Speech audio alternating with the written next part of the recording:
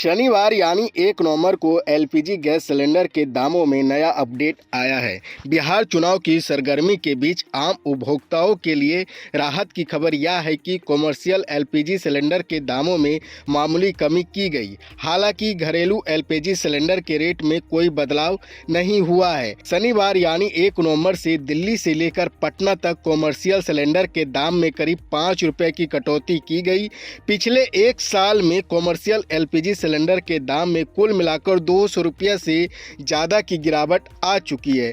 पिछले एक साल 1 नवंबर 2024 को दिल्ली में 19 किलो वाला कमर्शियल एलपीजी सिलेंडर 1802 रुपये का था, जबकि अब यह घटकर 1590.50 रुपये में मिल रहा है। वहीं इसी अवधि में घरेलू एलपीजी सिलेंडर 50 रुपया महंगा हुआ। अगर हम देश के बड़े शहरों की बात करें तो दिल्ली में 19 किलो वाला कमर्शियल सिलेंडर अब 1590.50 रुपया में मिलेगा, जो पहले 1595.50 रुपया का था। कोलकाता में यह अब 1700.50 रुपये की जगह 1694 रुपये का हो गया, यानी यहाँ 6.50 रुपये की राहत मिली। मुंबई में पहले 1547 रुपये का था, अब 1542 रुपये में मिल रहा। चेन्नई में थोड़ी राहत दी गई। पहले जो सिलेंडर 1754.50 रुपये का था, अब 1750 रुपये में मिलेगा। वहीं अगर घरेलू यानी 14.2 किलो वाले सिलेंडर के रेट की बात करें तो शनिवार दिल्ली में इसकी कीमत 853 रुपये, मुंबई में 852.50 और लखनऊ में 890.50।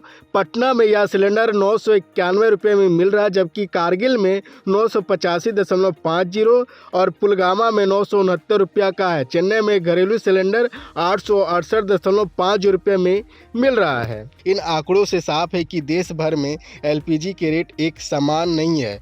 दिल्ली और पटना के दामों में करीब 100 रुपये का अंतर है। अब सवाल यह है कि अलग अलग शहरों में एलपीजी सिलेंडर की कीमत एक जैसी क्यों नहीं होती। इसके पीछे कई वजह है। सबसे बड़ी वजह है कि राज्य और स्थानीय टैक्स। हर राज्य में वैट की दर अलग अलग होती है और कुछ राज्य एलपीजी पर अतिरिक्त टैक्स या उपकर भी लगाते हैं, जिससे कीमत बदल जाती है। दूसरी वजह है परिवहन खर्च।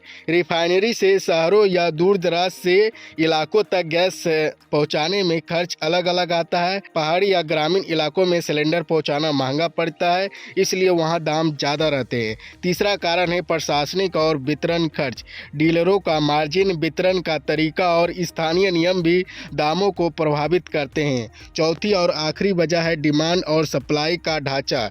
बड़े शहरों में सप्लाई नेटवर्क मजबूत होता है, इसलिए वहाँ कीमत थोड़ा कम रहती है, जबकि छोटे या कठिन इलाकों में लागत ज़्यादा होने से दाम बढ़ जाते हैं। कुल मिलाकर कहा जा सकता है कि नवंबर की शुरुआत कमर्शियल गैस यूज करने वाले के लिए थोड़ी राहत लेकर आई है, लेकिन घरेलू उपभोक्ताओं को अभी कीमतों में किसी बदलाव का इंतजार करना होगा।